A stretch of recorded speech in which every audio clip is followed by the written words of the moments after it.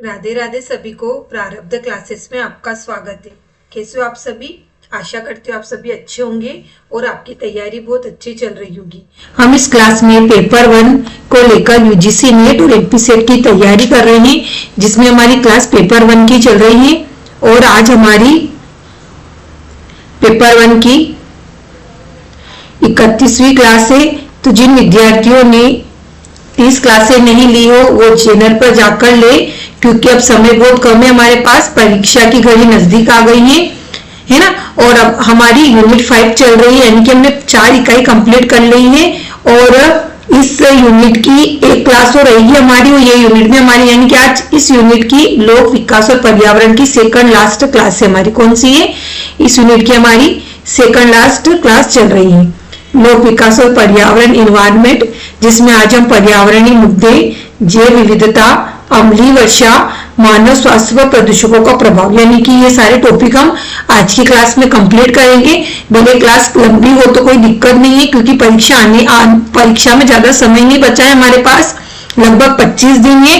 तो अब हमें हमारा सिलेबस जल्दी से कंप्लीट करना होगा, क्योंकि अब हमें रिवीजन भी करना है। तो मैं जल्दी से जल्दी पूरा सिलेबस कंप्लीट करवाने वाली हूँ, क्योंकि जो थ्योरी जो बड़ी बड़ी यूनिट थी हमारी सब कंप्लीट हो गई है। इसके बाद जितनी भी हमारी 5 यूनिट बची है सारी छोटी छोटी है, यानी कि 5 क्लासों में 5 यूनिट में लगभग 5 से 7 क्लासों में हमारी एक यूनिट कंप्लीट हो जाएगी, यानी कि 1 सप्ताह। फिर हमारे पास 2 सप्ताह बचेंगे, 3 सप्ताह बचेंगे, जिसमें हम हमारे PYQ लगाएंगे और फिर हम रिवीजन करेंगे, है ना। तो जो विद्यार्थी चैनल पर नए हो वो चैनल को सब्सक्राइब करें, बेल आइकन को प्रेस करें, ताकि आपको हमारी सभी वीडियो का नोटिफिकेशन मिलता रहे, है ना। और एक ही क्लास में आज हमें सारे टॉपिक पढ़ने हैं, तो घबराना नहीं है, शांति से पूरी क्लास देखना है ना। और मैंने आपसे बोला था कि 35 से 40 प्रश्न आसानी से आप सही करोगे, तो अब आपको हमारा आधा सिलेबस हो गया, आपको यकीन हो गया होगा कि मेरे पढ़ाने का तरीका क्या है और क्यों मैं इतने दावे से आपको ये बोल रही थी। मेरा पढ़ाने का तरीका ये है कि मैं आपको क्लास में पढ़ाती भी हूँ, रिवीजन भी करवाती हूँ, और उसके बाद हमें क्लास में पढ़ना भी है, रिवीजन भी करना है और नोट्स भी बनाने हैं, तभी हम अच्छे से एग्जाम में सफलता हासिल कर पाएंगे,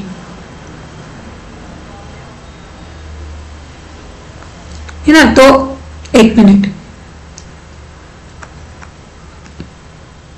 जिन विद्यार्थियों ने पुरानी क्लासें नहीं ली वो जाकर देखें, ताकि आपकी तैयारी अच्छी हो सके। अब हम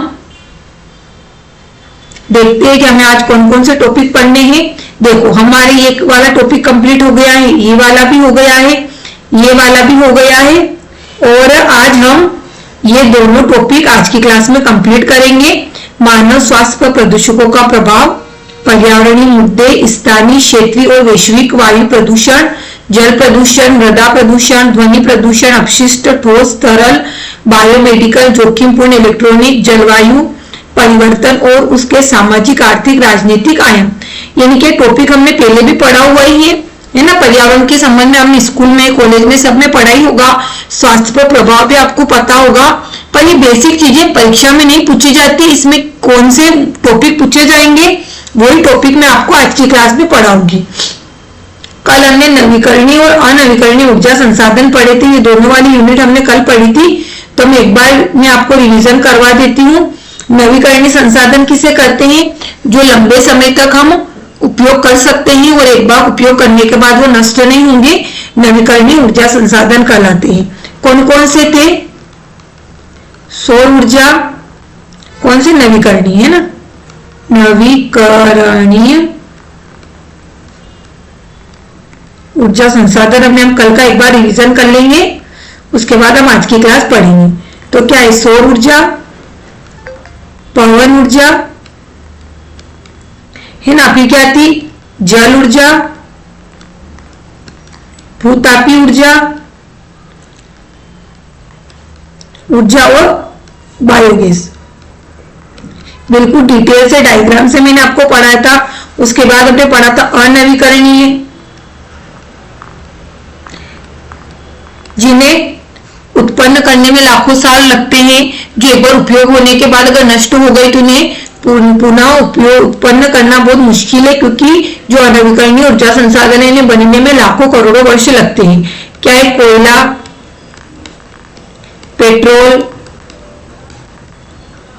खनिज तेल और ये जैविक ईंधन। इन सबको मैंने आपको कल की क्लास में डिटेल से पढ़ाया था।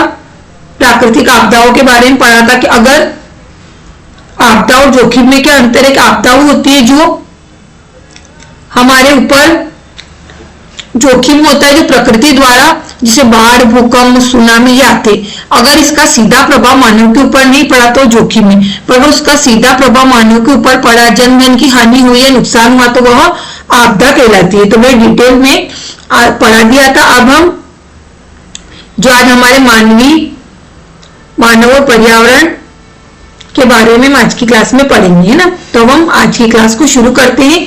सबसे पहले पढ़ेंगे हम पर्यावरण प्रदूषण और मानव स्वास्थ्य पर इसका प्रभाव, है ना। हालांकि आपने कहीं ना कहीं ये चीजें पढ़ रखी होगी, तो आपका इस वाले टॉपिक में बेसिक अच्छा होगा, क्योंकि हमें पता है बीमारियों के बारे में, प्रदूषण के बारे में हम सब पढ़ते ही रहते, पर परीक्षा में हमें क्या पूछा जाएगा वही टॉपिक में आपको पढ़ाऊंगी। तो क्या पढ़ेंगे हम?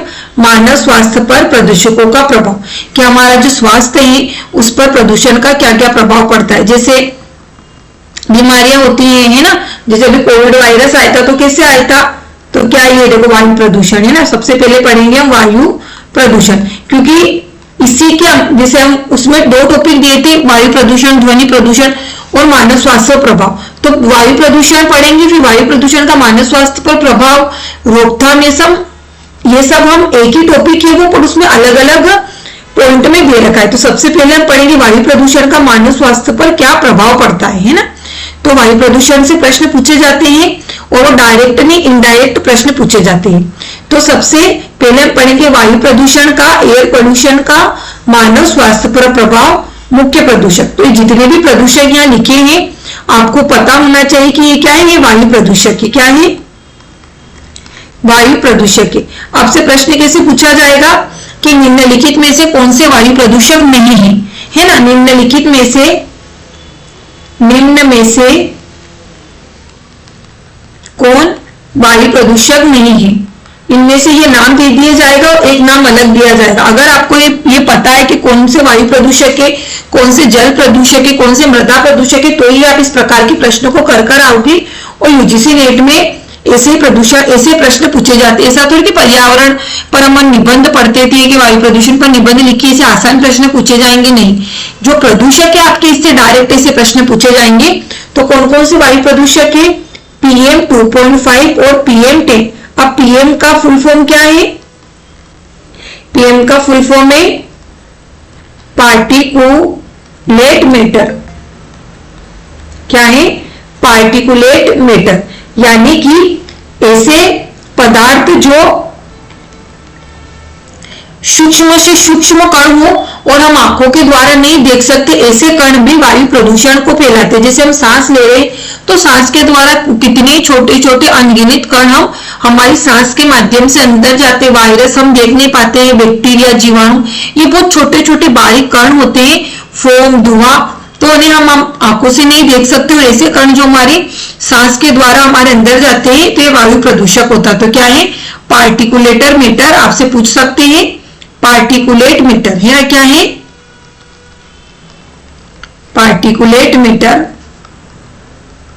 ये वायु प्रदूषक है 2.5 और PM 10, है ना। सल्फर डाइऑक्साइड, स्टार लगा लो, प्रश्न कितनी बार यूजीसी नेट में पूछा गया है सबसे कि निम्नलिखित में से कौन से वायु प्रदूषक है, कौन से वायु प्रदूषक नहीं है। जोड़ी में दे दिया जाएगा, यहाँ पर लिख देगा वायु प्रदूषक। अभी मैं आपको सारे प्रदूषक पढ़ा दूं, फिर मैं प्रश्न बताऊंगी किस प्रकार से प्रश्न पूछा जाएगा, क्योंकि अब जोड़ी के ज्यादा प्रश्न पूछे जा रहे हैं। तो एक sulphur dioxide SO2, nitrogen oxide NOx, carbon monoxide CO, जिसे क्या कहा जाता है, इसे ओजोन गैस O3, सीसा जो हमारे सूर्य से आने वाली पराबैंगनी किरणों की रक्षा करती है, ओजोन परत O3, और सीसा लेड, ये सभी क्या है? हमारे वायु प्रदूषक है। क्या है?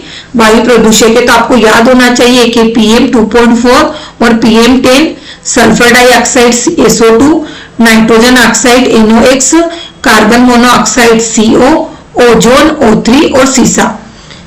पुराने पेपर उठाकर देखना, आपको यही प्रश्न मिलेंगे। अगर यहाँ से प्रश्न पूछा गया प्रदूषण से तो एक फिक्स है कि यहीं से प्रश्न पूछे जाएंगे। अब आपको ये पता होना चाहिए कि वायुमंडल में गैसों का मिश्रण, या अब आपके ना क्रम से पूछा जाएगा कि निम्नलिखित गैसों को वायुमंडल में उनके प्रतिशत के आधार पर क्रम से जमाइए। तो अगर आपको पता होगा कि वायुमंडल में कौन सी गैस कितनी मात्रा में पाई जाती है तो आप क्रम से जमा कर आओगे, क्योंकि आपको पता है कि नेट और सेट में क्रम से जमाने के प्रश्न, जोड़ी मिलान, ऐसे प्रश्न ज्यादा पूछे जाते हैं।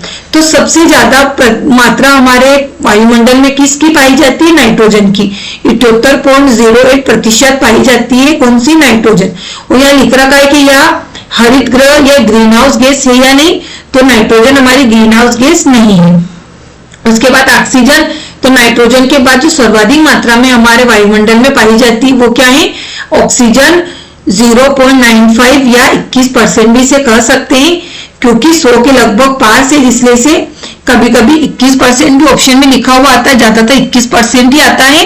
तो आप ध्यान रखिए कि ऑक्सीजन वायुमंडल में 20.95% या 21%, और स्टार लगा लीजिए। प्रश्न पूछे गए हैं कि निम्नलिखित गैसों को उनके वायुमंडल में प्रतिशत के आधार पर क्रम से जमाइए। अगर आपको उनका प्रतिशत पता होगा तो ही आप इन्हें क्रम से जमा कर आ पाओगे। फिर ये जल वायुमंडल में 0 से 4% पाया जाता है। और जलवाष्प हमने पढ़ा था, जलवाष्प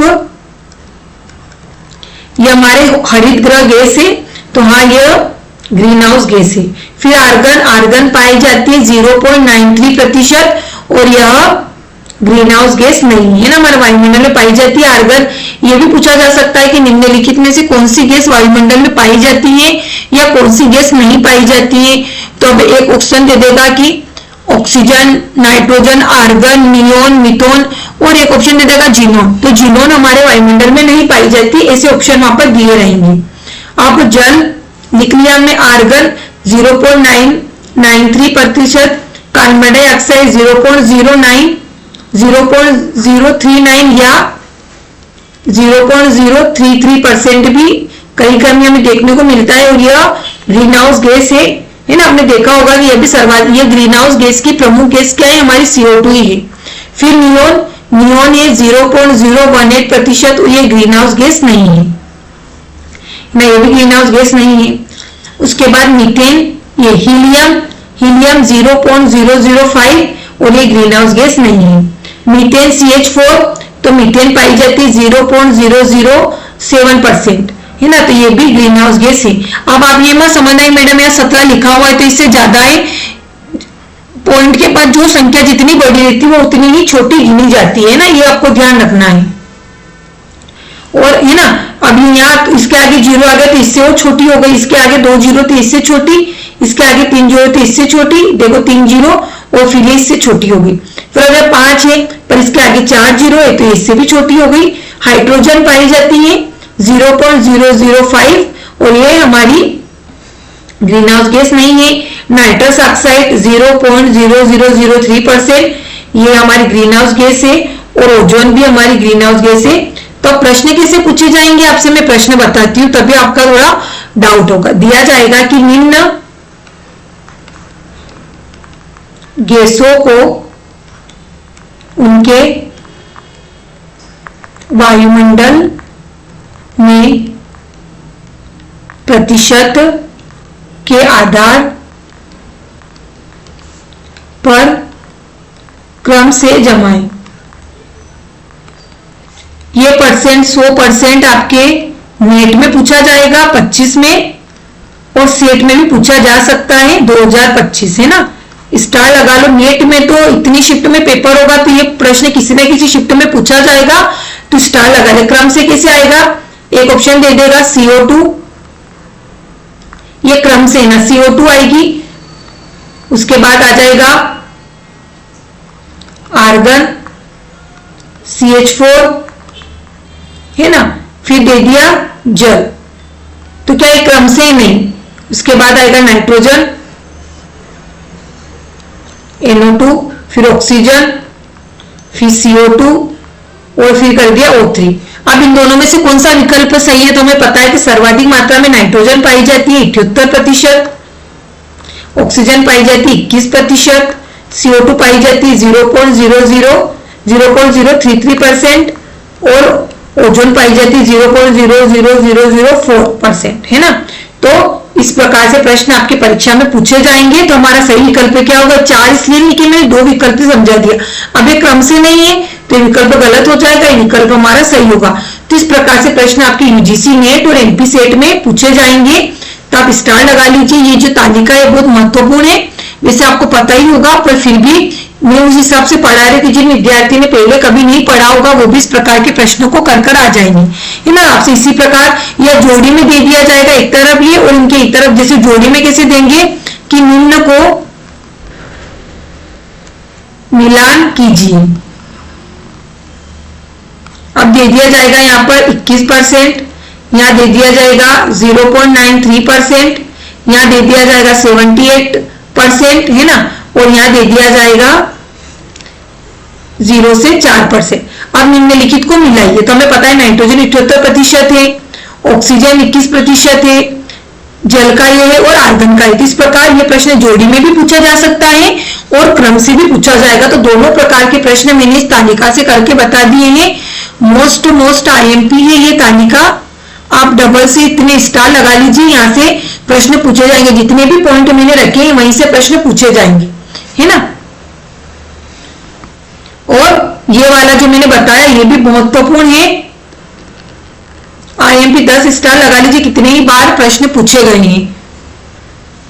उसके बाद अगला है हमारा, देखो, वायु प्रदूषक और उनके स्रोत व प्रभाव। तो हमें देखते हैं कौन कौन से हमारे वायु प्रदूषक है, किस स्रोत से वो किससे उत्पन्न होते हैं, उनके प्रभाव क्या है।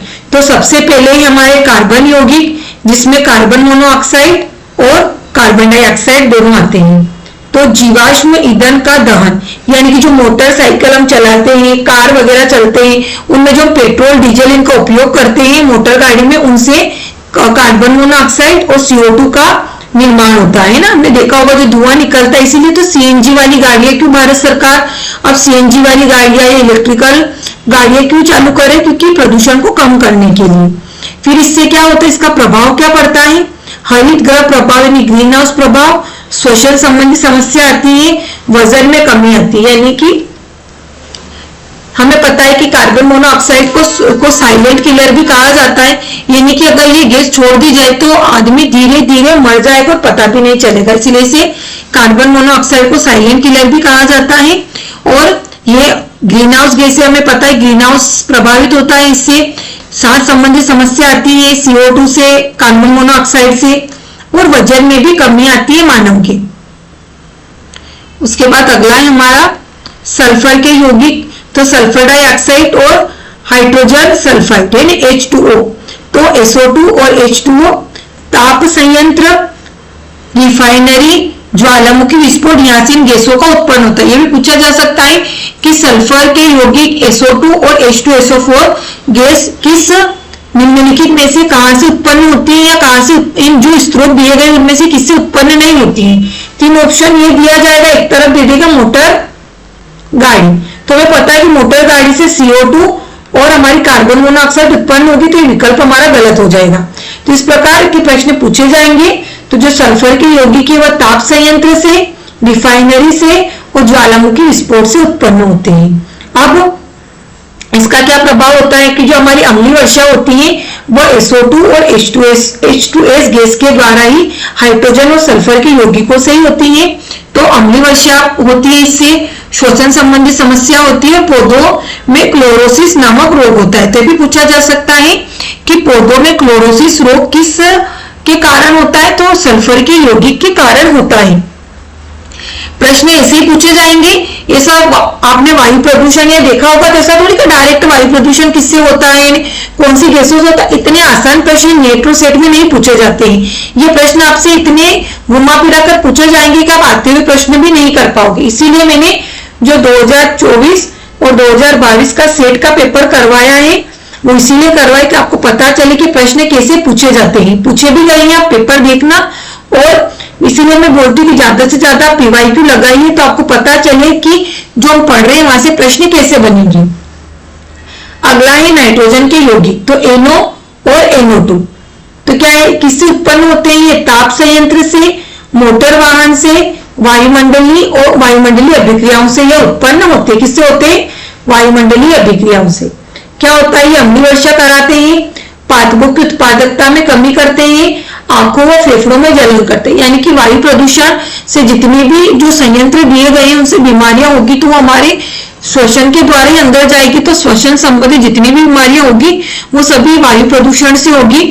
फेफड़ों की समस्या भी वायु प्रदूषण से ही होती है, और हमारी आंखों में भी, जो आंखों में भी हवा जाती है उससे भी वायु प्रदूषण के द्वारा ही ये सब बीमारियां होती हैं। उसके बाद मीथेन, तो हमें पता है कि आर्द्र भूमि और धान के खेतों से मीथेन का जल, जो दलदली भूमि होगी, आर्द्र भूमि होगी, वहां से मीथेन गैस निकलती है। क्या सूत्र मीथेन गैस का? CH4 है ना। क्या है? CH4 methane gas. और यह हरित गृह प्रभाव यानी कि ग्रीन हाउस प्रभाव में सबसे ज्यादा वृद्धि कौन सी गैस करती है? तो मीथेन गैस करती है। ये भी आपको ध्यान रखना है। अगला है निलंबित और विनिलंबित कण, इनका निर्माण होता है, यानी कि जो धूल के जो कण होते हैं ना, वो निर्माण कार्य, भाप शक्ति संयंत्र, मोटर वाहन, इन सभी से यह इन कणों का निर्माण होता है। श्वसन तंत्र पर चिरकारी प्रभाव पड़ता है, इससे दृश्यता में कमी आती है, लाल रक्त कणिकाओं के निर्माण में बाधा आती है और कैंसर तक हो जाता है इनसे, है ना, निलंबित कणों से। तो ये सभी वायु प्रदूषक है और इनके स्रोत और बीमारियां भी मैंने साथ साथ में लिखवाई है। अगला है हाइड्रोकार्बन, तो बेंजीन और इथाइलिन। क्या हाइड्रोकार्बन क्या है? एक तो बेंजीन है और एक इथाइलिन है। मोटर वाहन, पेट्रोलियम उद्योग, यहां से उत्पन्न होते हैं। फिर कैंसर का कारण होते हैं, कैंसर होता है इनसे। श्वसन संबंधी समस्या होती है, समय पूर्व पत्तियां व फल गिरने लग जाते हैं। किससे? बेंजीन तथा इथाइलिन से भी पूछा जा सकता है कि पेड़ पौधों के समय से पूर्व पत्ते और किस श्वसन संबंधित क्रिया से गिरते हैं? तो बेंजीन और इथाइलिन के कारण गिरते हैं, वायु प्रदूषकों के कारण गिरते हैं।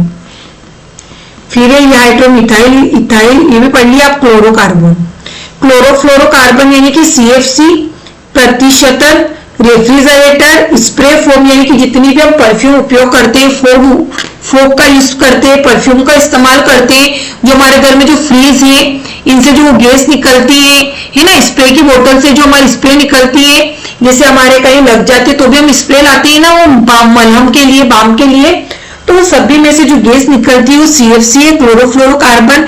आपको पता है कि इसके कारण ओजोन परत में छिद्र हो रही है ना, चर्म रोग होता है, कैंसर होता है इस बीमारी, इस गैस के कारण, क्योंकि जब ओजोन परत में छेद करेगी तो पराबैंगनी किरणें हमारे त्वचा को नुकसान पहुंचाएगी, इससे स्किन कैंसर होता है। चर्म रोग यानी कि स्किन से संबंधित जितनी भी बीमारियां होती है वो इससे होती है। भूमंडलीय उष्णता को बढ़ाती है ये, तो आपको समझ में आ गया होगा।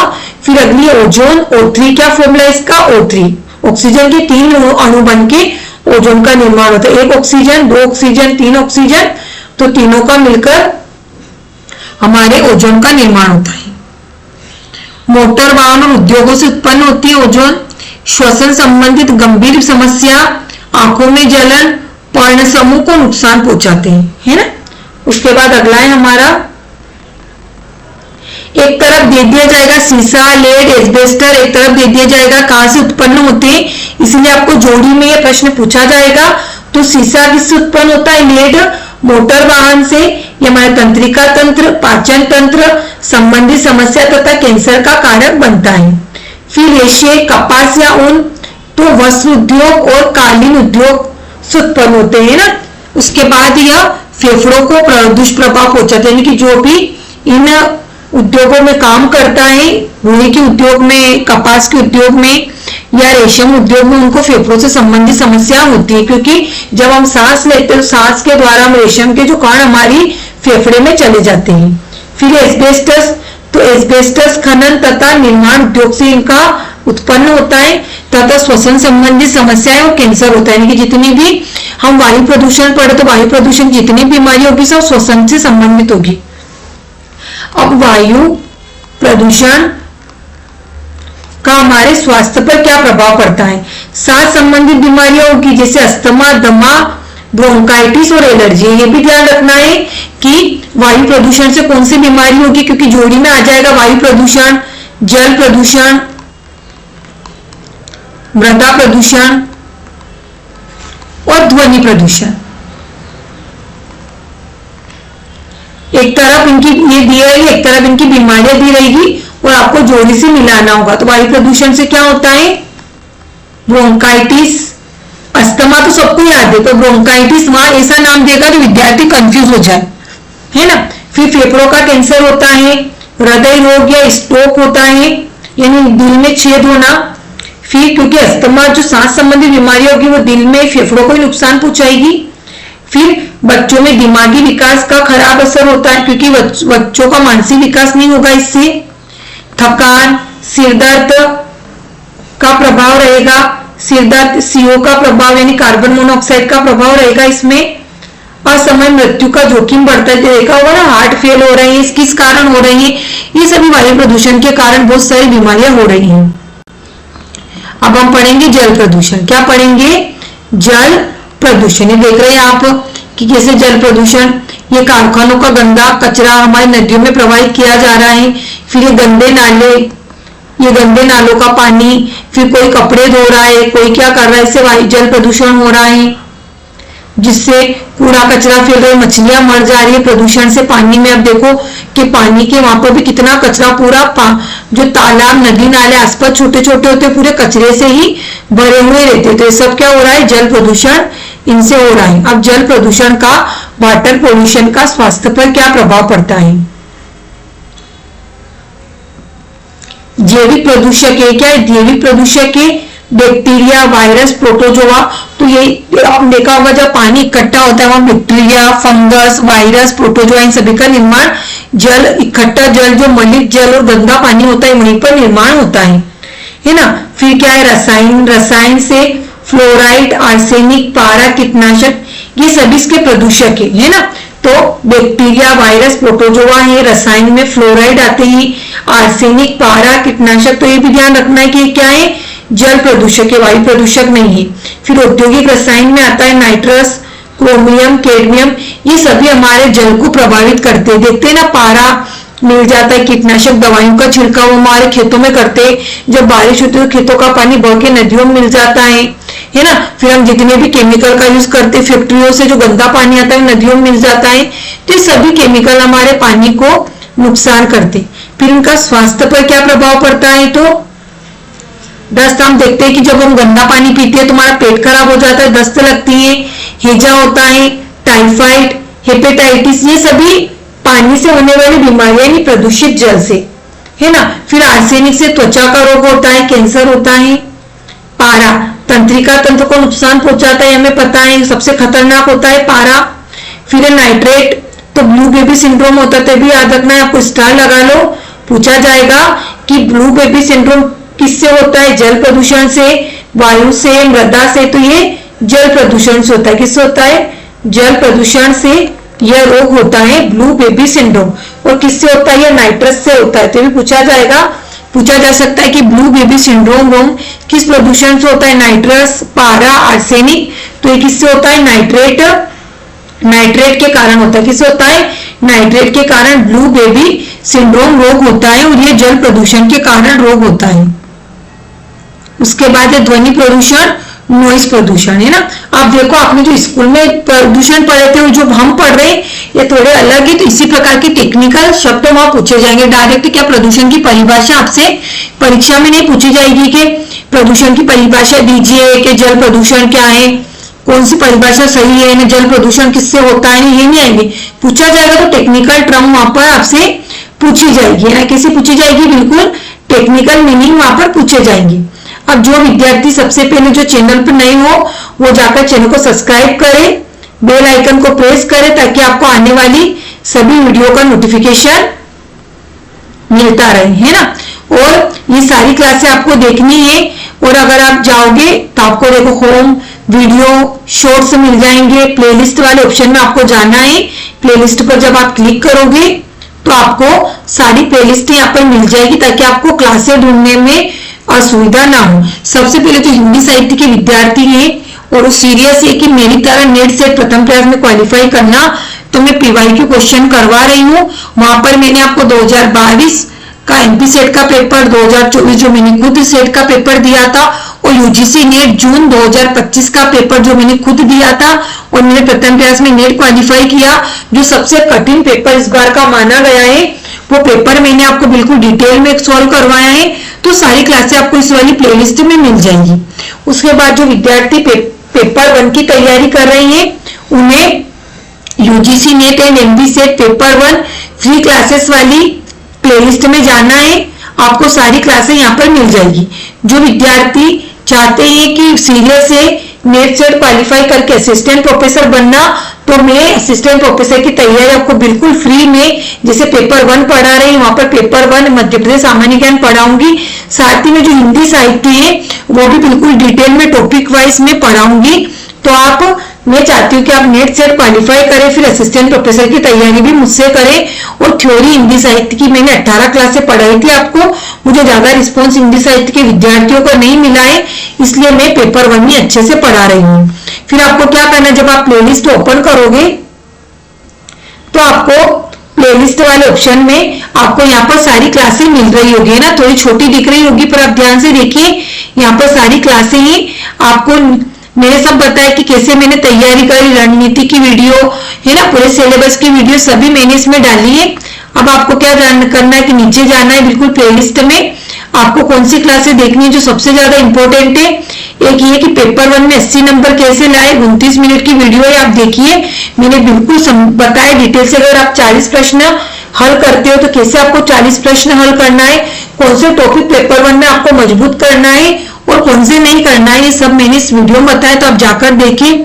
जो विद्यार्थी पेपर 1 की बुक्स के बारे में बार बार मुझे पूछ रहे थे कि मैडम पीवाईक्यू किस बुक से लगाएं, कितने साल के लगाएं, तो जो बुक्स वाली वीडियो मैंने आपकी इस प्लेलिस्ट में डाली है, UGC net paper 1 best book, तो कैसे कौन सी किताब आपको पीवाईक्यू लिए खरीदनी है, किताबों को कैसे पढ़ना है, कैसे नोट्स बनाना है, कैसे पढ़ाई करना है, ये सब मैंने आपको इस वीडियो में बताया, जाकर देखें। उसके बाद जो विद्यार्थी बार बार मुझे पूछ रहे थे कि मैडम टेस्ट कहाँ से लगाएं, कितने साल की पीवाईक्यू लगाएं, आपके टेस्ट में नंबर कम आ रहे तो कैसे इंक्रीज करें, तो टेस्ट से संबंधित जितने भी डाउट थे आपकी वीडियो डाली है मैंने प्लेलिस्ट में, 39 मिनट की वीडियो है, ये जाकर देखिए। आपका फ्री सभी सब्जेक्ट है ना, ऑल सब्जेक्ट का बताया मैंने कहा, किसी भी विषय के विद्यार्थी हो आप जाकर भी ये क्लास देखिए तो आपकी तैयारी बहुत अच्छी हो जाएगी। अगर आप सीरियस हो और मैं जितनी भी वीडियो आपके लिए डालती हूँ मैं वही वीडियो डालती हूँ जो आपके लिए महत्वपूर्ण है ना, फोकस वीडियो मैंने अभी तक नहीं डाली है मेरे चैनल पर, ताकि आपकी तैयारी अच्छी हो सके। तो आप जितनी भी वीडियो मैंने बताई है अगर आप ध्यान से देख लेते हैं तो आप पेपर 1 में बहुत अच्छा स्कोर कर लेंगे, और अगर पेपर 1 में आपने अच्छा स्कोर कर लिया तो आपको नेट और सेट क्वालिफाई करने से दुनिया की कोई ताकत नहीं रोक सकती है। बस आप सीरियस हो, मेरी क्लास डेली देखोगे, नोट्स बनाओगे तो ये संभव है, नहीं तो मैं बोलती रह जाऊंगी और आप सुनते रह जाओगे, है ना। अब हम पढ़ेंगे ध्वनि प्रदूषण, नॉइज प्रदूषण। तो ध्वनि प्रदूषण से किस प्रकार के प्रश्न हमसे पूछे जाएंगे वही कॉन्सेप्ट मैंने रखे हैं। तो ध्वनि प्रदूषण की स्रोत क्या है, यातायात वाहनों का जो आवाज आती है, हॉर्न बजते हैं, उससे होता है। लाउड स्पीकर जो डीजे वगैरह हम शादियों में बजाते हैं, या जो बड़े बड़े माइक चलते हैं उनसे ध्वनि प्रदूषण होता है। उद्योगों की जो आवाज आती है, फैक्ट्रियों की, उनसे ध्वनि प्रदूषण होता है। और हवाई अड्डे का देखा होगा कि एरोप्लेन जब लैंड होती है या उड़ान भरती है तो कितनी तेज आवाज आती है, हमारे कानों में दर्द होने लग जाता है। तो इन सभी से ध्वनि प्रदूषण होता है ना, बहुत बेसिक है, तो आपको पता ही होगा कि किन किन से नॉइज प्रदूषण होता है। फिर स्वास्थ्य पर क्या प्रभाव पड़ेगा, देखो ध्वनि प्रदूषण है तो जाहिर है कि सुनने की क्षमता तो इसमें कमी आएगी। फिर उच्च रक्तचाप बढ़ेगा, यानी कि ब्लड प्रेशर बढ़ने के लिए आपने देखा होगा ना कि बहुत सारों को डीजे चलते हैं तो वहां पर अटैक आने लग जाते हैं, हमारी हार्ट बीट तेज होने लग जाती है। जितना ज्यादा हम तेज आवाज में, देखो कभी कभी अभी ज्यादा चल रहा है कि कोई नाचते हुए ही वहीं पर हार्ट अटैक आ गया, मर गया, कोई शादी वगैरह में डीजे पर नाच रहा था, कोई दूल्हा घोड़ी पर था और तेज डीजे की आवाज आई तो उससे हार्ट बीट बढ़ गई, वहीं उससे उसका उसकी मृत्यु हो गई, या फिर ब्लड प्रेशर बढ़ जाता है हमारा, ज्यादा तेज आवाज सुनने से, ढोल की तेज आवाज आती है तो भी हार्ट बीट बढ़ जाती है हमारी। फिर नींद में बाधा आती है, देखा होगा ज्यादा शोर होगा तो हमें नींद नहीं आती है। मानसिक अशांति होकर देखो कोई कोई बहुत तेज बोलता है, चिड़चिड़ करता है तो हमें दिमाग खराब होने लग जाता है। ज्यादा आवाज भी आती है, जो आवाज हमें पसंद ही नहीं है, जो से किसी हॉर्न की आवाज जो बार बार बज रहा है, तो हमारे मानसिक रूप से हम अशांत हो जाते हैं। फिर बच्चों में सीखने की क्षमता प्रभाव होती है। बच्चे अगर ज्यादा ही शोर में रहेंगे तो उनकी मानसिक क्षमता धीरे धीरे कम हो जाएगी। सब ध्वनि प्रदूषण के नुकसान है। फिर मृदा प्रदूषण, ध्वनि प्रदूषण में ज्यादा कुछ नहीं पूछा जाएगा, सिर्फ यही पूछा जाएगा। मृदा प्रदूषण है ना, जो हमारी मृदा को कई से नुकसान होता है वो पढ़ना है हमें। तो मृदा प्रदूषण या सोइल पोल्यूशन, तो मृदा प्रदूषक कौन कौन से, कीटनाशक है ना, जो डीडीटी हम खेत में उपयोग करते हैं है ना, वो सभी कीटनाशक खाद वगैरह, कीटनाशक खाद, रसायन का जो हमारे खेतों में उपयोग करते हैं वो सभी मृदा प्रदूषण उससे होता है। भारी धातुओं का जैसे लेड, मर्क्यूरी, कैडमियम, इनका उपयोग भी हमारी मृदा प्रदूषण को नुकसान पहुंचाता है। बंजर हो जाएगी वहां की भूमि। प्लास्टिक, रसायनों का उपयोग, देखा होगा हम कूड़ा कचरा अगर हम खुले में फेंकते हैं तो देखा होगा प्लास्टिक कई सालों तक नष्ट नहीं होती है। आप खोदोगे कोई प्लास्टिक की थैली अगर आप गाड़ दो और आज से 10 साल बाद आप निकालोगे तो थैली वैसे ही बाहर निकलेगी ना। और रसायन का उपयोग करते हैं हम, खुले में हम रसायनों को फेंकते हैं जिससे भी हमारी मृदा प्रदूषण होती है।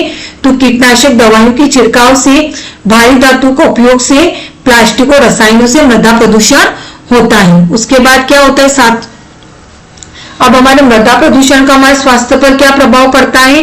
रासायनिक भोजन श्रृंखला में प्रवेश करते हैं, कैंसर का जोखिम बढ़ जाता है, हड्डियों में रक्त निर्माण में असर पड़ता है, और बच्चों की विकास संबंधी समस्या, ये सभी समस्या हमारे किसके, मृदा प्रदूषण से होती है। जैसे भोजन, रसायन भोजन श्रृंखला में प्रवेश करते हैं, यानी कि हमें पता है कि जितने भी हम खाद्य पदार्थ खाते हैं, फल, फ्रूट, सब्जियां, अनाज, ये सब हमारी मिट्टी से उत्पन्न होते हैं। और हम रसायन खाद का उपयोग करते हैं तो ये रसायन खाद मिट्टी के माध्यम से हमारे पौधों के अंदर जाते हैं और हमारे स्वास्थ्य पर प्रभाव डालते हैं और हमारी भोजन श्रृंखला में प्रवेश कर जाते हैं, जिससे कैंसर की बीमारी बढ़ रही है ना। हड्डियों में रक्तचाप, हड्डियों कमजोर होती जा रही है, खून नहीं बन रहा है शरीर में ना, बच्चों का विकास में समस्या आ रही है, तो सभी मृदा प्रदूषण के नुकसान है। उसके बाद है रेडियोधर्मी प्रदूषण, यानी कि जितने भी हम रसायन का उपयोग करते हैं वो सभी हमारे रेडियोधर्मी प्रदूषण कहलाते हैं, यानी कि विकिरण प्रदूषण या रेडियोधर्मी प्रदूषण। अब इसमें क्या आता है, आयनिकारी विकिरण, यानी कि एक्सरे, गामा किरणें, इन सब से जो प्रदूषण होता है वह विकिरण प्रदूषण होता है। फिर गैर आयनिकारी विकिरण, जैसे मोबाइल, वाईफाई, यानी कि जो भी सिग्नल या तरंगें जो निकलती है, यह विकिरण प्रदूषण है। रेडियोधर्मी यानी कि तरंगों द्वारा होने वाला प्रदूषण, इन रेडियो तरंगों से, रेडियो फ्रीक्वेंसी से जो प्रदूषण होगा वो होगा। जैसे हम ज्यादा अब हम मोबाइल चलाते हैं तो मोबाइल की जो रेडिएशन निकलती है वो हमारे दिमाग पर असर करती है, रात रात भर तक हमें नींद नहीं आती है। देर रात तक अगर हम मोबाइल चलाते हैं तो हमारी नींद, सोने की क्षमता कम हो जाती है, हमारी आंखें कमजोर हो जाती है। वाईफाई चलाते हैं, वाईफाई की जो सिग्नल रहता है वो हमारे मानसिक रूप को प्रभावित करते हैं। तो ये सभी हमारे विकिरणी प्रदूषण है। फिर इनका स्वास्थ्य पर क्या प्रभाव पड़ता है, तो कैंसर की बीमारी होती है, डीएनए को नुकसान पहुंचता है, त्वचा संबंधित रोग होते हैं, आंखों में मोतियाबिंद होता है, और गर्भावस्था शिशु के विकास को प्रभाव डालता है। यानी कि जो महिला गर्भवती है वो ज्यादा से ज्यादा मोबाइल का, रेडियोधर्मी तरंगों का इनको उपयोग करती है तो उनके बच्चे के विकास पर बुरा असर पड़ता है। हमारी आंखों में हम ज्यादा मोबाइल का उपयोग करेंगे या हम जहां पर रेडियोधर्मी तरंगों का उपयोग किया जाता है वहां पर रहेंगे तो मोतियाबिंद की बीमारी हो जाएगी, स्किन संबंधित रोग हो जाएंगे, हमारे डीएनए को नुकसान हो जाएगा, और कैंसर संबंधित गंभीर बीमारियां भी इससे होती हैं।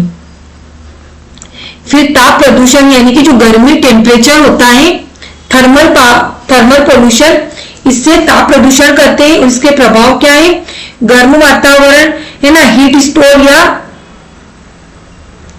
फिर श्वसन रोगों में वृद्धि होती है, बुजुर्गों और बच्चों पर अधिक खतरा बढ़ता है, और मानसिक स्वास्थ्य पर इसका प्रभाव पड़ता है ना, ये सभी ताप प्रदूषण से होने वाली प्रभाव है। उसके बाद है रासायनिक प्रदूषण, यानी कि जितने भी हम रसायन का उपयोग करते हैं उनसे होने वाला प्रदूषण। तो प्रमुख रसायन क्या है? डीडीटी कीटनाशक, औद्योगिक रसायन, सौंदर्य उत्पादों के रसायन, यानी जितने भी हम केमिकल हमारे चेहरे पर यूज करते हैं, सौंदर्य प्रसाधन, ये भी रासायनिक प्रदूषण कहलाते हैं। फिर स्वास्थ्य पर क्या प्रभाव पड़ता है इनका? अंतःस्रावी तंत्र में गड़बड़ हो जाती है, मोटापा, थायराइड, प्रजनन क्षमता में कमी आ जाती है, कैंसर का बढ़ता खतरा, ये सभी हमारे रासायनिक प्रदूषण से होता है। उसके बाद पारिस्थितिकी तंत्र, यानी कि हमने एक टॉपिक हमारा कंप्लीट कर लिया, आप दूसरा पढ़ रहे हैं। आज की क्लास थोड़ी बड़ी हो जाएगी तो कोई दिक्कत नहीं है, मैं चाहती हूँ कि आपका सिलेबस पूरा हो जाए, इसीलिए अगर थोड़ी क्लास बड़ी भी हो जाए तो आपको घबराना नहीं है। एक ही क्लास में मैं 3 टॉपिक आपको कंप्लीट करवा रही हूँ, तो आपको पूरी क्लास ध्यान से देखना है। मैं 2 क्लासें लेती आधे आधे 1-1 घंटे की, तो क्या मतलब है, इससे अच्छा तो मैं एक ही क्लास में ये पूरा चैप्टर आपको करवा दूं। हमारी इस चैप्टर की सिर्फ इस यूनिट की एक क्लास हो रहेगी जो हम नेक्स्ट वीडियो में कंप्लीट कर लेंगे, उसमें भी मैं आपको 2 पॉइंट पूरे करवा दूंगी, तो हमारी यूनिट 5 भी कंप्लीट हो जाएगी और हमारा 50% सिलेबस पूरा हम कंप्लीट कर लेंगे। अब ये पारिस्थितिकी तंत्र, जिसमें क्या आता है, सबसे पहले पारिस्थितिकी तंत्र कैसे बनता है? घास, घास को कौन खाता है? खरगोश भी खाता है और टिड्डे भी खाते हैं। फिर खरगोश को कौन खाता है? बाज, बाज को कौन खाता है? सांप। इधर घास खाएगा टिड्डा, टिड्डे को खाएगा मेंढक और मेंढक को खाएगा सांप। ये पूरी हमारी पारिस्थितिकी तंत्र, यानी कि प्राथमिक उपभोक्ता, द्वितीय उपभोक्ता और यह तृतीय उपभोक्ता है ना, ये हमारा पारिस्थितिकी तंत्र है। तो यहाँ से भी प्रश्न पूछे जाते हैं, ज्यादा प्रश्न नहीं, 1-2 टॉपिक ही है इसका, थोड़ा सा ही है ये, वो पूरा पारिस्थितिकी तंत्र नहीं पढ़ना है, इसमें वही टॉपिक पढ़ेंगे हम जहां से प्रश्न पूछे जाते हैं। तो पारिस्थितिकी तंत्र, इकोसिस्टम क्या है? जैविक और अजैविक घटक, क्या आती है इसमें? जैविक घटक और अजैविक घटक दोनों से मिलकर हमारे पारिस्थितिकी तंत्र का निर्माण होता है। ऊर्जा का प्रवाह, आपको ध्यान रखना है कि पारिस्थितिकी तंत्र में ऊर्जा का प्रवाह हमेशा एक तरफ होता है और हमेशा 10% एनर्जी का ट्रांसमिशन होता है। ये महत्वपूर्ण पॉइंट है, आईएमपी है, कितनी बार यूजीसी नेट में पूछा गया है, सेट में पूछा गया है, पूछ लिया जाएगा कि पारिस्थितिकी तंत्र के संबंध में कौन सा कथन सत्य है, कौन सा कथन असत्य है। डायरेक्ट भी पूछा जा सकता है कि पारिस्थितिकी तंत्र में, सेट में डायरेक्ट पूछा जा सकता है कि पारिस्थितिकी तंत्र में ऊर्जा का प्रवाह कैसे होगा, एक तरफा, 2 तरफा, 3 तरफा, उल्टा सीधा। तो एक तरफा होता है और हमेशा पिरामिड हमारा सीधा बनेगा, है ना, हमेशा सीधा पिरामिड बनेगा। उसके बाद अगला है खाद्य श्रृंखला आती है, खाद्य जाल आते हैं, इसमें पोषक स्तर आते हैं और पारिस्थितिकी पिरामिड जो हमेशा सीधा बनता है हमारा, क्योंकि ऊर्जा का प्रवाह एक दिशा में होता है। उसके बाद बस इतना ही आपको पारिस्थितिकी तंत्र में पढ़ना है। क्या ध्यान रखने पारिस्थितिकी तंत्र में कि 1 मिनट, सिर्फ ये ध्यान रखना है कि पारिस्थितिकी तंत्र जैविक और अजैविक घटकों से मिलकर बना होता है, ऊर्जा का प्रवाह एक तरफा होता है, इसमें 10% ऊर्जा ट्रांसफर होती है ना, और खाद्य श्रृंखला, खाद्य जाल, पोषक तत्व, पोषक स्तर और पारिस्थितिकी पिरामिड, ये सभी हमारे खाद्य श्रृंखला के भाग है ना। और ऊर्जा का प्रवाह हमेशा एक तरफा होता है, पहले आएगा हमारा प्राथमिक उपभोक्ता, फिर आएगा द्वितीय उपभोक्ता, फिर आएगा हमारा तृतीय उपभोक्ता, है ना। इस प्रकार हमारा ऊर्जा का प्रवाह होता है। 10% ऊर्जा इसमें प्रवाहित होती है, 10% ऊर्जा इसमें प्रवाहित होती है। तो मैंने पारिस्थितिकी तंत्र में बस वही पॉइंट पढ़ा है जहां से परीक्षा में प्रश्न बनेंगे। ऐसा पढ़ना चाहे तो 1 से 2 क्लासों में पूरा पारिस्थितिकी तंत्र कंप्लीट होता है, लगभग 5 क्लासें चाहिए, पर हमारे से 5 प्रश्न पूछे जाएंगे और हमें वही पॉइंट पढ़ना है जहां से परीक्षा में प्रश्न पूछे जाएंगे। फालतू कचरा नहीं पढ़ना है, हमें यह पता होना चाहिए कि मैं पढ़ना क्या है, छोड़ना क्या है। छोड़ मैं सब चुकी हूँ, जो पढ़ना है वही मैं आपको पढ़ा रही हूँ, इसलिए मैंने बोला कि आपको कोई बुक्स नहीं लाना है। अभी आप किताब उठाओगे तो किताब में पारिस्थितिकी तंत्र को 4 से 5 टॉपिक में पढ़ाया गया है और आप पढ़ नहीं पाओगे, इसलिए मैंने वो पॉइंट उठाए वहां से जहां से प्रश्न आपके परीक्षा में पूछा जाएगा। अम्लीय वर्षा से भी प्रश्न हमारी परीक्षा में पूछे जाते हैं। देखो H2SO4 है ना, HNO3, फिर यहां से जो धुआं निकला NOx और NO2, फिर यहां से बादल में गया, फिर बादल बना, फिर बादल ने अम्लीय वर्षा करवाई। तो इस प्रकार पेड़ पौधों को हानि हुई, वाहनों से निकलने वाला धुआं है ना, ये सब हमारी अम्लीय वर्षा कराते हैं। अब हम अम्लीय वर्षा के बारे में भी वही पॉइंट पढ़ेंगे जहां से प्रश्न हमारी परीक्षा में पूछा जाएगा, ज्यादा हमें नहीं पढ़ना है। अम्लीय वर्षा क्या है? जब वायुमंडल में उपस्थित अम्लीय गैसें पानी, ऑक्सीजन और अन्य रसायन मिलकर अम्ल या एसिड बनाते हैं तो वही अम्ल वर्षा के साथ धरती पर गिरता है, जिसे अम्लीय वर्षा कहते हैं। यानी कारखानों से निकलने वाला जो धुआं है, पानी है, ऑक्सीजन है, ये सभी रसायन मिल जाते हैं और जब एक बादल बनता है आसमान में, और जब पानी होते हैं तो वही रसायन पानी के रूप में हमारी धरती पर गिरता है, उसे अम्लीय वर्षा कहते हैं। जैसे पीले पीले कलर की बूंदे आपने देखी होगी कि हमें कभी कभी छत पे कहीं ना कहीं दिखती हुई दिखाई देती है, उन्हें अम्लीय वर्षा कहा जाता है। जो हमारे जैसे ताजमहल पीला होता जा रहा है धीरे धीरे, तो अम्लीय वर्षा के कारण ही उसका रंग पीला हो रहा है। त्वचा पर हमारे नुकसान पहुंचता है, उससे पेड़ पौधों को हानि पहुंचती है, तो सभी अम्लीय वर्षा के नुकसान है। अब सामान्य वर्षा, सामान्य जो वर्षा होती है उसका पीएच मान होता है 5.6। ये भी पूछा जा सकता है कि वर्षा का पीएच मान क्या होता है। पानी का पीएच मान जो बारिश होती है सामान्य वर्षा 5.6। पर आपको ध्यान रखना है कि प्रश्न ये पूछा जाएगा आपसे, आईएमपी है, बहुत स्टार लगा लीजिए कि अम्लीय वर्षा का पीएच मान होता है। अब प्रश्न कैसे पूछा जाएगा, देखो आपसे ये वाला, विद्यार्थियों को कैसे उलझाएगा टीचर अम्लीय वर्षा का। अब आपने ध्यान रखना है कि पीएच मान 5.6 होता है, तो पूछा जाएगा अम्लीय वर्षा का पीएच मान होता है, एक ऑप्शन आएगा, 1 मिनट, 5.6 से कम, दूसरा आएगा 5.6 से अधिक, तीसरा आएगा 5.6 से 6 के बराबर, चौथा आएगा 5.6 है ना। अब क्या आएगा इसमें, तो हमें पता है इस प्रकार से प्रश्न पूछा जाएगा। तो आपको ध्यान रखना है कि अम्लीय वर्षा का पीएच मान 5.6 से कम होता है, तो हमारा सही विकल्प होगा 5.6 से कम। यूजीसी नेट 2025 में पूछा जा सकता है और सेट में भी ये प्रश्न पूछा जा सकता है। बोलोगे पीवाईक्यू करवाइए, प्रश्न कैसे पूछेंगे, तो प्रश्न आपके ऐसे ही बनेंगे। इसलिए मैं डिटेल में थ्योरी पढ़ा रही हूँ कि प्रश्न पूछेगा कहां से, यहीं से पूछेगा। तो अगर हम डिटेल में अच्छे से पढ़ लेंगे तो प्रश्न कैसे भी पूछे हमें, प्रश्न हमारे आसानी से बन जाए। अब अम्लीय वर्षा का प्रमुख कारण क्या है, सल्फर डाइऑक्साइड SO2। आपको ध्यान रखना है, प्रश्न पूछा जाता है, कितनी बार पूछा गया है नेट सेट में, पुराने पेपर उठाना, तो अम्लीय वर्षा पूछा जाएगा। अम्लीय वर्षा किन गैसों के कारण होती है, तो सल्फर डाइऑक्साइड, नाइट्रोजन ऑक्साइड, ये आपको ध्यान रखना है। तो किससे होती है, सल्फर डाइऑक्साइड SO2। अब ये किससे उत्पन्न होती है, कोयले का जलना, तापीय विद्युत संयंत्र और औद्योगिक उत्सर्जन से सल्फर डाइऑक्साइड का निर्माण होता है, और ये ओजोन अम्लीय वर्षा का प्रमुख कारण है। फिर ये नाइट्रस ऑक्साइड NOx किससे निकलती है, वाहनों से, फैक्ट्री से और बिजली उत्पादन से। फिर अगला है रासायनिक अभिक्रिया।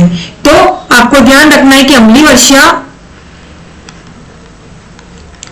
SO2 व NOx, सल्फर डाइऑक्साइड और नाइट्रोजन ऑक्साइड, इन दोनों के कारण अम्लीय वर्षा होती है। स्टार से स्टार लगा लीजिए, प्रश्न कितनी ही बार पूछा गया है और फिर से आपकी परीक्षा में पूछा जाने की पूरी संभावना है।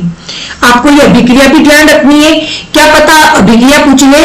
तो रासायनिक अभिक्रिया क्या होगी, SO2 है ना, सल्फर डाइऑक्साइड, वाटर H2O, तो क्या बनी है सल्फ्यूरिक अम्ल, क्या बना H2SO4 सल्फ्यूरिक अम्ल बना है। फिर बना है नाइट्रिक ऑक्साइड NOx, जल, तो HNO3 बना है, नाइट्रिक अम्ल बना है। क्या बना है, नाइट्रिक अम्ल। तो ये दोनों ही आपको ध्यान रखना है, क्या पता वहां पर ऐसे ये फॉर्मूला भी पूछा जा सकता है कि निम्नलिखित में से कौन सा अम्लीय वर्षा के संबंध में फॉर्मूला सत्य है या असत्य है। तो आपको दोनों ही स्टार लगा लेना है, इसलिए मैंने वही पॉइंट रखे जहां से प्रश्न पूछे जाते हैं। तो क्या है, SO2 plus H2O H2SO4 sulphuric अम्ल बना। फिर NOx प्लस H2O से बना HNO3 नाइट्रिक अम्ल बना। बहुत अच्छे से मैं पूरी कोशिश कर रही हूँ कि आपको समझ में आए, क्योंकि पेपर 1 का टॉपिक थोड़ा ऐसा है कि विद्यार्थियों को समझ में नहीं आता है। अब कैसे अम्लीय वर्षा बनी, देखो यहाँ से जल निकला हमारा 10 दली क्षेत्र, यहाँ से भी हमारी गैसें निकली, H2S निकली, फिर ना, फिर घंटों बाद यह सल्फर डाइऑक्साइड बन गई, SO2 बनी, वाहनों से धुआं निकला, तो दोनों मिले, फिर घंटों बाद ये H2SO SO2 बनी, जलवाष्प बनी, और उसके बाद यह सेकंडों में पीली पीली अम्लीय वर्षा के रूप में हमारे धरती पर आ गई। इस प्रकार ये अम्लीय वर्षा हमारी होती है। इस प्रकार ये चक्र वातावरण में चलता रहता है ना। तो कैसे अम्लीय वर्षा होती है, बिल्कुल डायग्राम से मैंने आपको अच्छे से समझा दिया। अब अम्लीय वर्षा कितने प्रकार की होती है? अम्लीय वर्षा 2 प्रकार की होती है। कितने प्रकार की होती है? 2 प्रकार की होती है। आपको ध्यान रखना है, क्योंकि कथन में पूछा जा सकता है कि निम्नलिखित में से कौन सा कथन अम्लीय वर्षा के बारे में सत्य है। एक दे दिया जाएगा कि अम्लीय वर्षा SO2 प्लस NOx से होती है। एक पूछ लिया जाएगा कि अम्लीय वर्षा के 2 प्रकार हैं। ऐसे आपसे कथन दिए रहेंगे और एक कथन आपको असत्य छांटना होगा। तब कब छांटोगे आप? जब आपको सही कथन सब अम्लीय वर्षा के बारे में पता होंगे। तो एक होती है वेट डिस्पोजिशन, वर्षा बर्फ कोहरा के साथ गिरने वाला अम्ल, और डाई डिपोजिशन, धूल कणों पर जमे अम्ल का सतह पर गिरना। तो इस प्रकार वर्षा बर्फ कोहरे के साथ गिरना और धूल कणों पर जमे अम्ल की सतह पर गिरना, ये 2 प्रकार की हमारी है ना अम्लीय वर्षा होती है। ड्राई होती है और वेट होती है ना।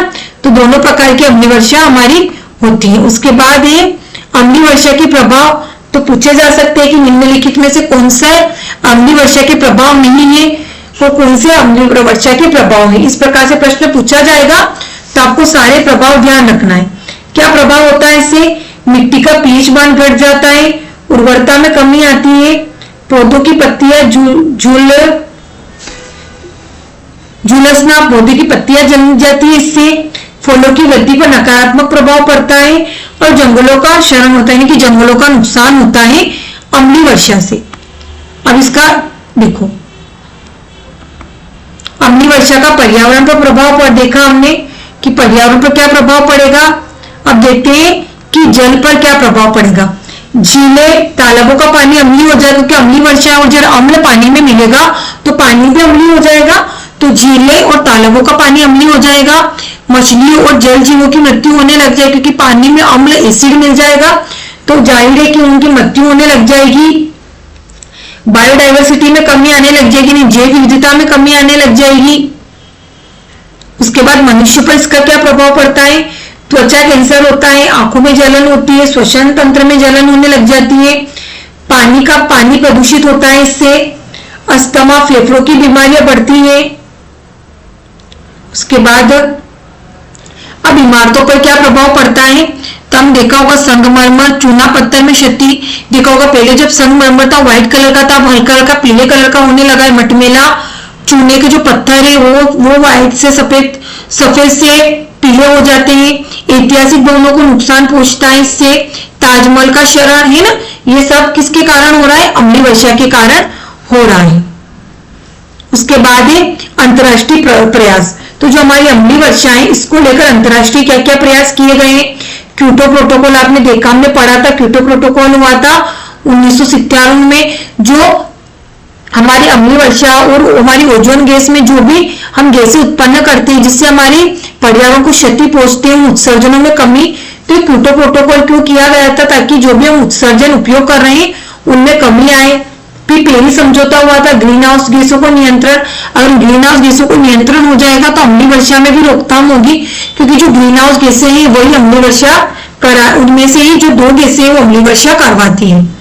फिर ये UNECE कन्वर्जन वायु प्रदूषण को सीमित करने में हेतु है ना। तो वायु प्रदूषण को सीमित करना ये सब मैं डिटेल में आपको पढ़ा चुकी हूँ पुरानी क्लासों में। सिर्फ अंतरराष्ट्रीय प्रयास किए गए थे, तो ध्यान रखना है क्योटो प्रोटोकॉल, पेरिस समझौता और United nation economic survey of India, ये हमारा वायु प्रदूषण से संबंधित ये सभी अंतरराष्ट्रीय प्रयास किए गए थे। फिर आप पढ़ेंगे हम जैव विविधता, स्टार लगा ले। जैव विविधता से भी प्रश्न हमारे पूछे जाते थे। वो जैव विविधता संरक्षण अधिनियम पढ़ा था वो अलग है और ये जैव विविधता अलग है ना। वहां हमने जो जैव विविधता को संरक्षण के लिए जो अधिनियम बनाया गया था वो पढ़ा था।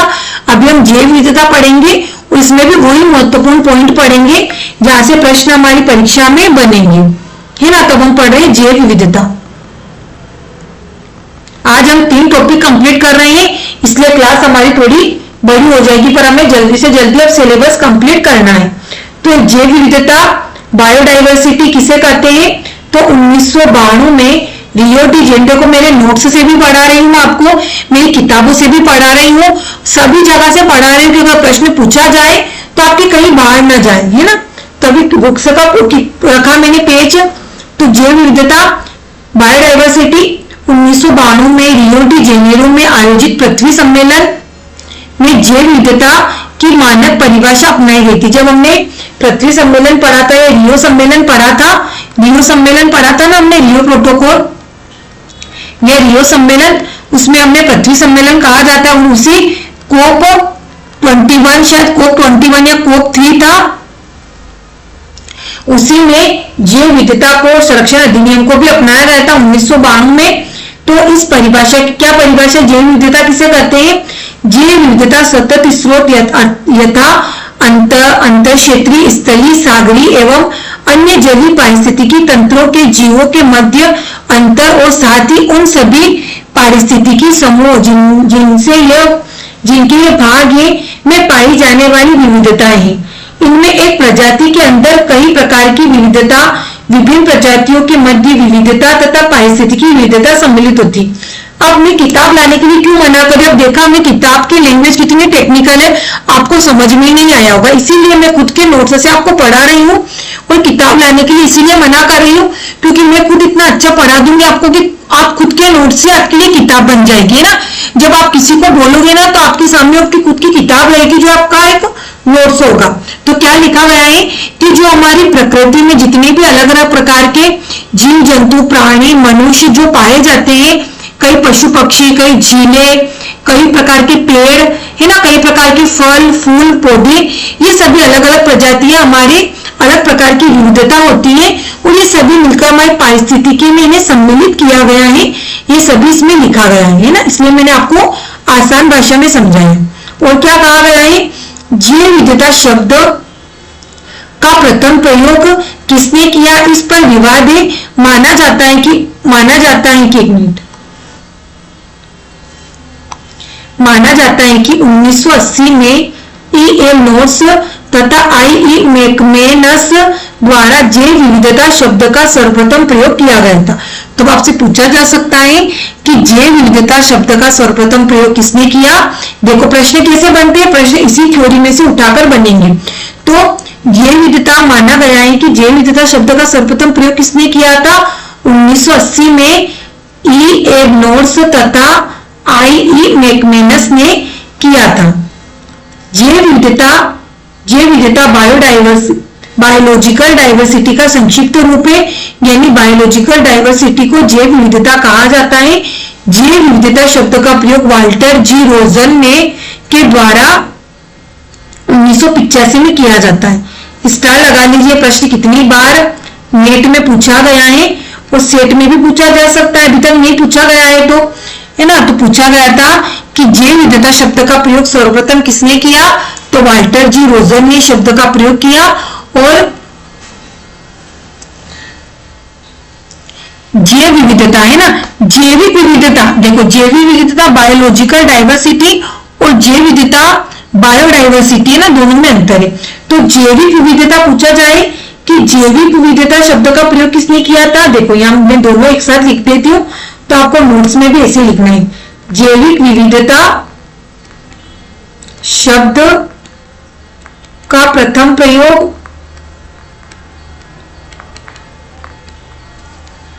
है ना, ऐसे नोट्स बनाने आपको, है ना। जो भी हम ऐसे पॉइंट लिखाती हूँ ना, तो आपको नोट करके एक साथ लिखने। तो E.A. Notes and I.E. मैकमेनस, है ना। उसके बाद जैव विविधता शब्द का प्रथम प्रयोग तो किसने किया है? वाल्टर जी रोजेन ने, है ना। तो जैव विविधता शब्द का प्रयोग किया वाल्टर जी रोजेन ने, और जैविक विविधता शब्द का प्रयोग किया है ई.एम. नोट्स तथा आई.ई. मैकमिलस ने किया था, है ना। तो ये दोनों पॉइंट आपको याद रखने हैं, परीक्षा में पूछा जाएगा तो यही पॉइंट पूछे जाएंगे आपसे। उसके बाद जैव विविधता के तीन मुख्य स्तर है। कितने स्तर है? जैव विविधता के 3 मुख्य स्तर है। कौन कौन से स्तर है? आनुवांशिकी विविधता, जिसमें एक ही प्रजाति के अंदर जीनों का अंतर होता है, जैसे चावल की अनेक किस्में, आम की कई प्रजातियां, ये जैव विविधता कहलाती है। तो क्या आनुवांशिक विविधता पाई जाती है। फिर प्रजाति विविधता होती है, कई क्षेत्रों में पाई जाने वाली प्रजातियों की विविधता होती है। उदाहरण के लिए जंगल में पौधे, पक्षी, स्तनधारी कीट, ये सब विविधता है, प्रजातियां। और पारिस्थितिकी तंत्र विविधता, तो विभिन्न प्रकार के पारिस्थितिक तंत्रों की विविधता, जैसे वन, घास भूमि, रेगिस्तान, पर्वतीय क्षेत्र, तटीय क्षेत्र, तो ये सभी हमारी क्या है? जैव विविधता के ही भाग है। क्या है? जैव विविधता के भाग है। तो कितने प्रकार की होती है जैव विविधता? पारिस्थितिकी तंत्र की विविधता होती है, प्रजाति विविधता होती है और आनुवंशिक विविधता होती है। प्रश्न क्या पूछा जाएगा कि निम्नलिखित में से कौन सा स्तर, यहां दिया का कि कौन सा स्तर जैव विविधता का नहीं है। ध्यान रखना, पूछा नहीं है। एक स्तर दे दिया जाएगा आनुवंशिक स्तर है, आनुवंशिक विविधता दिया जाएगा। एक ऑप्शन दे दिया जाएगा प्रजाति विविधता, जो हमारा है स्तर, पारिस्थितिकी विविधता दे दिया जाएगा, और एक दे दिया जाएगा डी ऑप्शन दे दिया जाएगा वायुमंडलीय। तो हमें पता है कि ये हमारी विविधता का स्तर नहीं है, तो ये हमारा विकल्प सही हो जाएगा, है ना। इस प्रकार आपको तैयारी करनी है कि प्रश्न कैसे पूछे जाएंगे, वो भी बता रही हूं मैं। और एक और पूछा जाता है जैव विविधता हॉटस्पॉट से प्रश्न पूछा जाता है, बायोडाइवर्सिटी हॉटस्पॉट। अब हॉटस्पॉट किसे कहते हैं? विश्व के कुछ क्षेत्रों में प्रजातियों की अत्यधिक विविधता पाई जाती है, जिसे हॉटस्पॉट क्षेत्र कहा जाता है। जैसे आपने देखा होगा ना कि अभी कोविड हुआ था, तब जगह जगह हॉटस्पॉट बना दिए गए थे कि ये हॉटस्पॉट क्षेत्र है, यहाँ पर नहीं जाना है, ज्यादातर बीमारी फैल रही है, ये हॉटस्पॉट जोन है, यहाँ ज्यादा बीमारी फैल रही है। तो इसी प्रकार अलग अलग हॉटस्पॉट क्षेत्र है जहाँ पर जरूरत से ज्यादा ही जैव विविधता देखने को मिली है। तो हॉटस्पॉट की संकल्पना को पर्यावरणविद नॉर्मन मेयर ने 1988 में विकसित किया था। किसने किया था? आईएमपी लगा लीजिए कि जैव विविधता हॉटस्पॉट का संकल्प सबसे पहले नॉर्मन मेयर ने 1888 में विकसित किया था। किसी स्थान को हॉटस्पॉट क्षेत्र घोषित करने के मापदंड क्या होता है? तो किसी स्थान को हॉटस्पॉट क्षेत्र करने के मापदंड क्या है? तो प्रश्न पूछा जाएगा कि मापदंड करने के लिए स्तर है, तो कथन प्रथम पहला सही है, कथन दूसरा सही है, कथन दोनों सही है, इस प्रकार से प्रश्न पूछे जाएंगे। तो दोनों आपको ध्यान रखना है। पहला है इस क्षेत्र में कम से कम 0.5% या 1500 से अधिक स्थानीय संवहनी पौधे की प्रजातियां पाई जाती है, यानी कि 1500 से ज्यादा अलग अलग प्रकार की प्रजातियों के पौधे पाए जाएंगे, तो क्षेत्र जैव विविधता हॉटस्पॉट घोषित कर दिया जाएगा। इस क्षेत्र की प्राथमिक वनस्पतियों का कम से कम 70% नष्ट हो चुका हो, यानी कि जो प्राथमिक वनस्पतियां थी वो कम से कम 70% नष्ट हो चुकी हो, तो उस क्षेत्र को हॉटस्पॉट घोषित कर दिया जाएगा, क्योंकि वहां की जैव विविधता हमारी खतरे में है, उन्हें बचाना है, तो उसे जैव विविधता हॉटस्पॉट घोषित कर दिया जाएगा। अब ये प्रश्न कितनी बार पूछा गया है कि भारत में कितने हॉटस्पॉट जोन है? भारत में 4 हॉटस्पॉट क्षेत्र है ना, तो चारों के नाम आपको याद रखना है। वहां पर पूछा जाएगा कि निम्नलिखित में से कौन सा हॉटस्पॉट क्षेत्र भारत का नहीं है। अगर आपको 4 याद होंगे तो आप आसानी से प्रश्न को करके आ जाओगे। तो पहला है हमारा हिमालय क्षेत्र। क्या है? एक सींग वाला गेंडा क्यों बनाया गया है? तो क्या विशेषता है वहां की?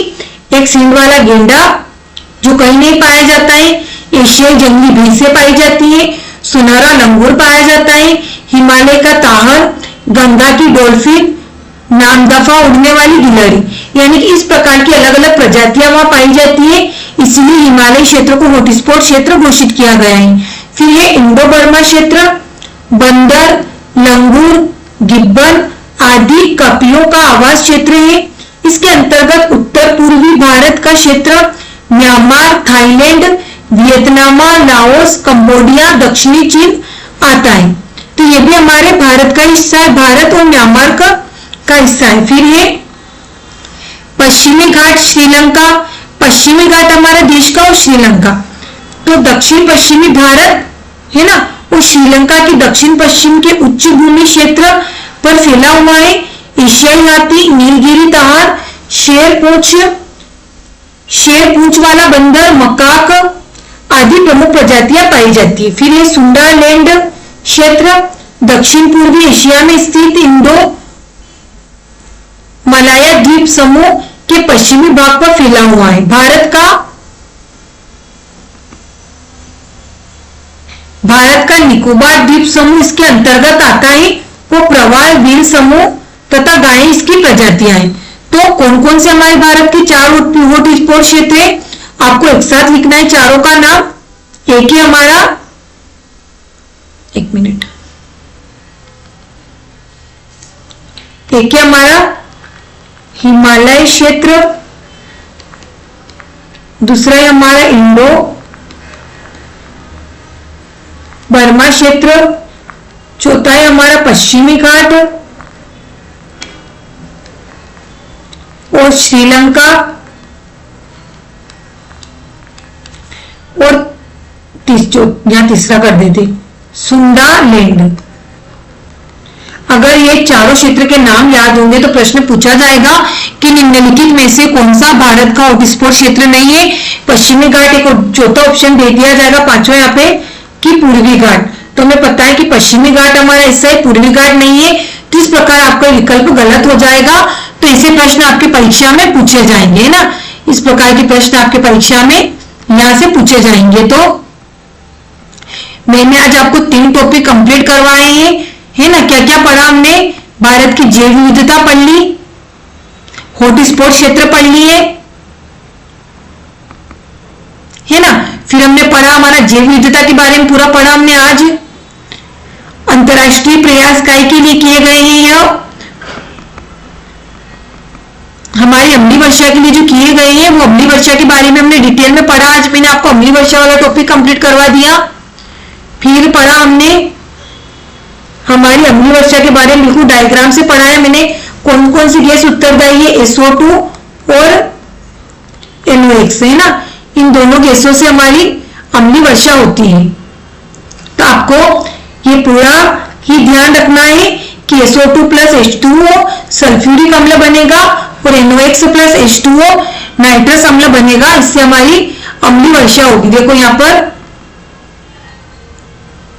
ये देखो किस प्रकार अम्लीय वर्षा हो रही है। तो H2 फिर जल मिला, ये सब मिलने से हमारी अम्लीय वर्षा का निर्माण हुआ, है ना। तो नाइट्रस ऑक्साइड और सल्फर डाइऑक्साइड इन दोनों से हमारी अम्लीय वर्षा होती है। और अम्लीय वर्षा का पीएच मान जो नॉर्मल वर्षा होती है उससे कम होता है, यानी कि 5.6 से कम अम्लीय वर्षा का पीएच मान होता है, 5.6 से कम। ये भी याद रखना है आपको। देखो सल्फ्यूरिक अम्ल बना यहाँ पर नाइट्रिक अम्ल बना, और ये सब हमारी NO2 गई, नाइट्रस अम्ल और सल्फ्यूरिक अम्ल, है ना, ये सब गए और हमारी अम्लीय वर्षा हुई, है ना। फिर मैंने आपको क्या पढ़ाया, खाद्य श्रृंखला पढ़ी, पारिस्थितिकी तंत्र पढ़ाया मैंने आज आपको, जिसमें पढ़ा था कि ऊर्जा का प्रवाह एक तरफा होता है, जैविक और अजैविक घटकों के निर्माण से ही पारिस्थितिकी तंत्र का निर्माण होता है। ये पूरा हमारा पारिस्थितिक तंत्र है। जो घास है हमारी प्राथमिक उपभोक्ता है, जो हमारे खरगोश और बाज है, जो हमारा खरगोश है द्वितीय उपभोक्ता है, और बाज और सांप हमारी यह तृतीय उपभोक्ता है। ये भी हमारा मेंढक द्वितीय उपभोक्ता आएगा, और टिड्डा भी हमारा द्वितीय उपभोक्ता आएगा, और घास हमारी ये भी द्वितीय उपभोक्ता में आएगा और घास आएगी हमारी प्राथमिक उपभोक्ता में। अगर 3 दिए हो तो प्राथमिक, द्वितीय, तृतीय और चौथा भी दिया हो तो वो तृतीय उपभोक्ता में चला जाएगा। जो सबसे ऊपर श्रृंखला होगी वो हमारी तृतीय उपभोक्ता कहलाएगी। फिर मैंने आपको पढ़ाया रासायनिक प्रदूषण, ताप प्रदूषण, विकिरण प्रदूषण, रेडियोधर्मी प्रदूषण जिसे विकिरण प्रदूषण कहा जाता है। फिर पढ़ा हमने मृदा प्रदूषण,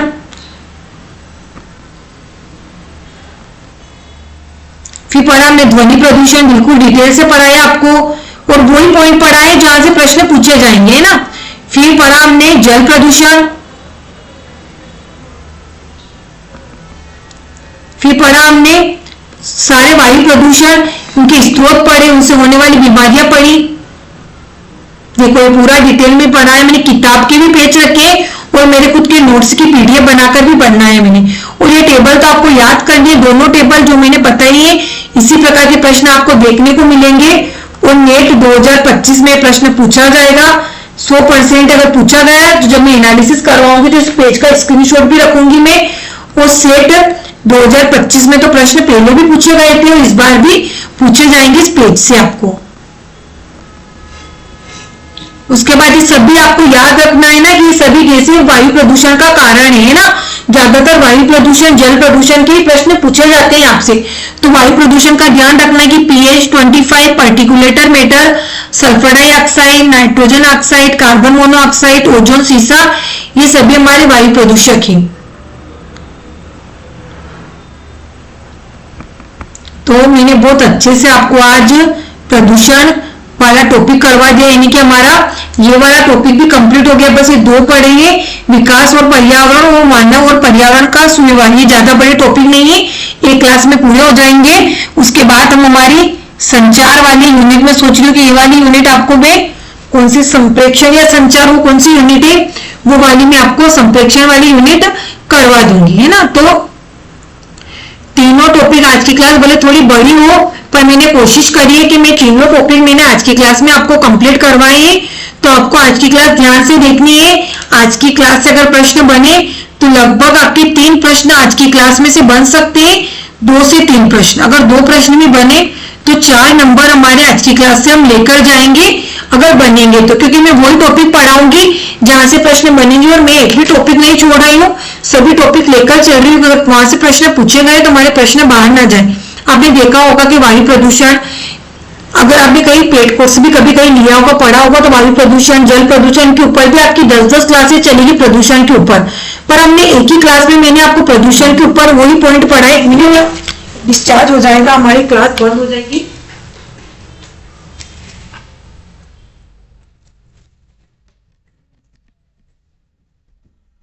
तो मैंने वही पॉइंट लिख पढ़ा है आपको जहां से प्रश्न हमारी परीक्षा में बनेंगे। तो आज की क्लास आपको कैसी लगी आज कमेंट बॉक्स में कमेंट करें। आज की क्लास बहुत महत्वपूर्ण थी और बहुत मेहनत से मैंने आपकी क्लास आज की क्लास डिजाइन करी आपके लिए, ताकि आपको सारे पॉइंट इस क्लास में मैं कवर करवा। देखो अम्लीय वर्षा में भी बहुत बड़ा टॉपिक है। अम्लीय वर्षा जब आप पढ़ने जाओगे तो आपको वहां पर 2 क्लासों में पॉइंट कंप्लीट होता है, पर मैंने बिल्कुल छोटा सा 4 से 5 पॉइंट में आपको अम्लीय वर्षा के बारे में वही कॉन्सेप्ट लिखा है जहां से प्रश्न पूछे जाएंगे और इसी पॉइंट से प्रश्न पूछे जाते हैं।